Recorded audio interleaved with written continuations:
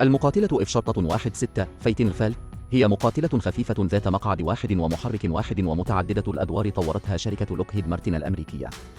إنه ينتمي إلى الجيل الرابع في الجيل المقاتل. تم إنتاج أكثر من 4604 وحدة. لقد تجاوز هذا الناتج مجموع عدد الطائرات لمعظم القوات الجوية الوطنية، وهو مقاتل من الجيل الرابع مع أكبر عدد من الإنتاج. تحظى بشعبية كبيرة على المستوى الدولي، وأداء التصدير مرتفع للغاية، ويتم تصديرها إلى ما يقرب من 30 دولة. إسرائيل هي أكبر زبون لها وثاني أكبر دولة مستخدمة بعد الولايات المتحدة. بالإضافة إلى ذلك، على الرغم من أن ترجمتها تسمى فايتن فالك، إلا أن الطيارين يسمونها بشكل خاص فايبر. الملقب فايبر. دعنا نلقي نظرة على معلماته. يبلغ طول طائرة إف شرطة 16 15.06 مترا، وارتفاعها 4.88 مترا، ووزنها 8.570 كيلوغراما. يبلغ طول الجناحين 9.96 مترا، ومساحة الجناح 27.87 مترا مربعا. وزن الإقلاع العادي 12,000 كيلوغراما. الوزن الأقصى للإقلاع 19,200 كيلوغراما. ليس من الصعب أن نرى من هذه البيانات إف شرطة 16 ليست كبيرة جدا ولا تزن كثيرا. بعد كل شيء، إنها مقاتلة خفيفة في حد ذاتها، ومقارنة بالطائرة إف شرطة 15 التي كانت في الخدمة في ذلك الوقت، فإن وزنها الفارغ يزيد بمقدار الثلث عنه تقريبا. نظرا لأنه قد مضى ما يقرب من نصف قرن على خدمتها، فهناك العديد من النماذج المشتقة، ويتم تحديث المحرك من وقت لآخر. من المفترض أن يكون في مايو 2021. صور بعض المشجعين العسكريين طائرة إف شرطة 16 وهي تخضع لاختبار الطيران. يجب أن يستخدم هذا الطراز حاليا محرك HDF 100 شرطة BW شرطة 200. هذا المحرك لديه قوة دفع عسكرية 4.670 رطلا، وحد أقصى 23.830 جنيها. ومع ذلك، يقال أنه تم إجراء بحث أولي حول استبدال F 100 شرطة BW شرطة 229 بشكل رئيسي بسبب مشكلة الميزانية. لم يتم استبدال نموذج الترقية. إذا تم الانتهاء من الاستبدال، يمكن أن يصل الدفع العسكري إلى 17,000 جنيه بحد أقصى 29,160 جنيها. إنه أيضا تحسن. سرعة الإبحار لهذه السلسلة من المقاتلين هي 0.95 مخ. السرعة القصوى على ارتفاعات عالية 2.05 مخ. مستوى سطح البحر هو 1.2 مخ. معدل التسلق 1200 قدم في الثانية. الحد الأقصى للسقف 18,300 متر. إذا كان لدى المقاتل خزان وقود خارجي، يمكن أن يصل المدى الأقصى إلى 4,220 كيلومترا. نصف قطر القتال 900 كيلومتر. تعد قدرة الطائرة إف شرطة 16 على المناورة وأداء الطيران ممتازين. على ارتفاع 6,000 متر. يتسارع من 0.9 مخ إلى 1.2 مخ في 19 ثانية فقط. 48 ثانية عند الإشارة إلى موج 1.5. أداء التسلق للمقاتل جيد. عند مستوى سطح البحر، يبلغ الحد الأقصى لمعدل الصعود حوالي 305 مترا في الثانية. إذا كان على ارتفاع 6,000 متر، ينخفض معدل الصعود إلى 183 مترا في الثانية.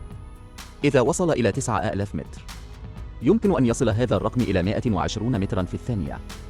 كمقاتل حديث متعدد الأدوار، أسلحة إف شرطة 16 مليئة أيضا بالقوة النارية، ولديها مجموعة متنوعة من الخيارات. أولاً، لديها مدفع M81A2 فولكان من عيار 20 ملم. صواريخ وقنابل وصواريخ أخرى لأن هناك الكثير منها. في الأساس، يمكن تركيب الأسلحة الرئيسية للجيش الأمريكي، لذلك لن أذكرها واحدة تلو الأخرى هنا.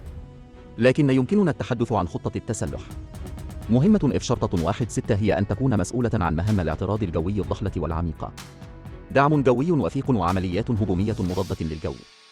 عند أداء مهمة قتالية جوية دفاعية، تحمل الطائرة إف شرطة 16 خزانين للوقود، وصاروخين من نوع يوم شرطة 9، و4 صواريخ إم شرطة 120. إذا كانت مهمة اعتراض جوي، أحدهما هو حمل جراب بلو شيلد للتركيز على العمليات الليلية أثناء حمل خزان الوقود، والآخر هو حمل نظام إلكتروني للتدابير المضادة لمحاربة الحرب الإلكترونية. إذا كانت المهمة هي قمع الدفاعات الجوية للعدو، سيحمل صاروخ إم شرطة 88 آخر مضاد للرادار. بشكل عام، وتستحق مقاتلة إف شرطة 16 اسمها المقاتل متعدد الأدوار، سواء استهدفت طائرات معادية أو دعم أرضي، أو الحرب الإلكترونية ومواجهة الدفاعات الجوية للعدو، أنها ستؤدي المهمة. لكن في البداية، تم تصميم إف شرطة 16 كمقاتل تفوق جوي. تستخدم لمساعدة المقاتلة الرئيسية F-15 في ذلك الوقت لتشكيل تكوين عالي ومنخفض. لكن في الخلف تطورت إلى مقاتلة متعددة الأدوار. بدأت ولادتها بمتطلبات الأداء الصادرة عن وزارة الدفاع الأمريكية في عام 1974. بحلول ذلك الوقت، كان الصراع بين الولايات المتحدة وفيتنام مستمرا منذ سنوات. كان الرئيس ليونالد جونسون حينها مستعدا للتصعيد. كما أرسل الجيش الأمريكي سلاحا جويا. نأمل التخلص من القوات الجوية الفيتنامية في أقرب وقت ممكن.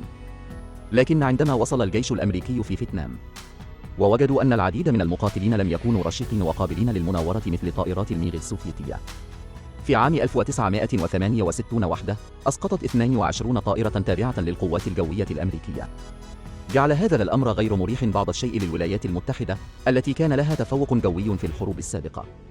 من أجل تغيير هذا الوضع، يجب عليهم تطوير مقاتلين جدد.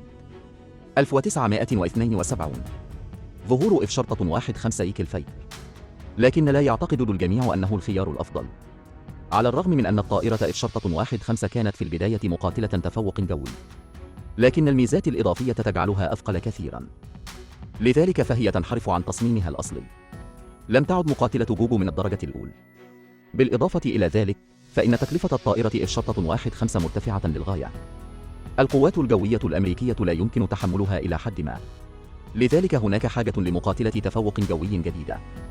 ثم العقيد في سلاح الجو جون بوي، قيادة فريق يسمى فايتر موفي، قرر ابتكار طائرة أكثر شهرة من طائرة F-15.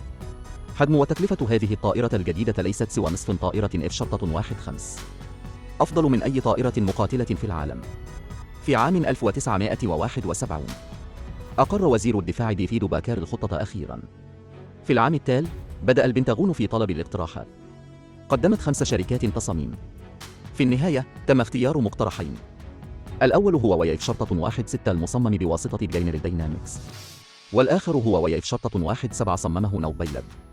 أمر سلاح الجو بنموذج أولي من كل منهم. رحلة تجريبية ستقرر من سيفوز. وسرعان ما بدأت الشركتان عملية البحث والتطوير. لكن الطائرة F-15 كانت لا تزال جوهرة سلاح الجو في ذلك الوقت. في قاعدة الواد الجوية عام 1974، F-16 يضرب المدرج. كان أول مقاتل يتمتع باستقرار سلبي. الآن هو جاهز لإظهار نفسه. تم تعيين أحد كبار المختبرين في جنرال ديناميكس كطيار. تبدأ الطائرة بالتاكسي على المدرج بسرعة عالية. لكن فجأة بدأت الطائرة في الانحراف بحدة. سقط أحد الأجنحة والصاروخ والذيل المعلق على الأرض. الطيار في ورطة. لديه فقط ثوان للرد. لحسن الحظ، كان الطيار ماهرا وقاد الطائرة إلى الوراء وهبطت بسلاسة. لم يقع الحادث، وصعد المهندسون لتفقد الطائرة. عليهم إعادة برمجة المحرك 6 أشهر أخرى. F-16 على وشك مواجهة منافستها F-17 مقارنة F-16 لديها أجنحة أكثر ووزن أقل. كلا المقاتلين يختبران حدودهما. كان أداء النموذجين مختلفين تماما. تتمتع F-16 بالعديد من المزايا مقارنة F-17. F-16 يفوز. أعلن وزير الدفاع جون ماكراكاس عن خطط لبناء 650 طائرة جديدة. ثم دخلت F-16 في الإنتاج.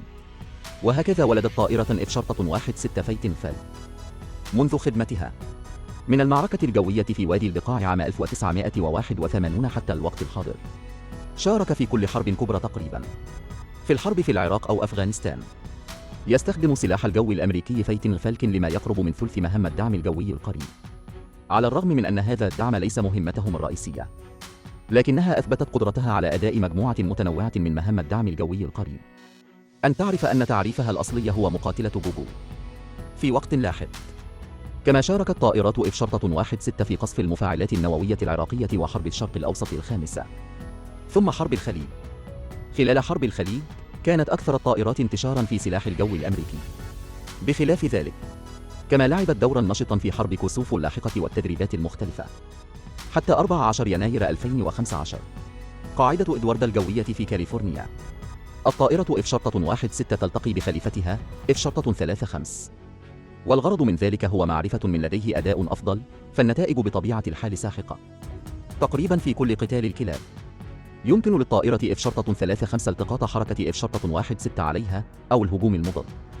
حتى أكثر المعجبين المخلصين لطائرة F-16 يجب أن يعترفوا بأن فالكون يخاف من التقدم في السن. في المستقبل القريب سنشهد أيضا تقاعد الطائرة F-16. في غضون ذلك، على الرغم من ذلك، يجب أن تستمر خطوط الإنتاج في العمل. لا تزال شركة لوكهيد مارتن لديها طلبات من 26 دولة. بشكل عام، لقد تجاوز هذا المقاتل توقعات المافيا المقاتلة. لا يمكنها فقط إكمال المهام جو والمهام التقليدية جو أرض. يمكن استخدامه أيضا في مجموعة متنوعة من المهام مثل التنبيه النووي والدفاع عن الوطن والقصف. إذا كانت بحاجة إلى طائرة عسكرية قوية. ثم اتصل بالطائرة F-16. بالطبع، كمقاتل متعدد البلدان. حتى لو تقاعد في الجيش الأمريكي، يجب أيضا الاستمرار في الخدمة في القوات الجوية لدول أخرى لفترة من الوقت.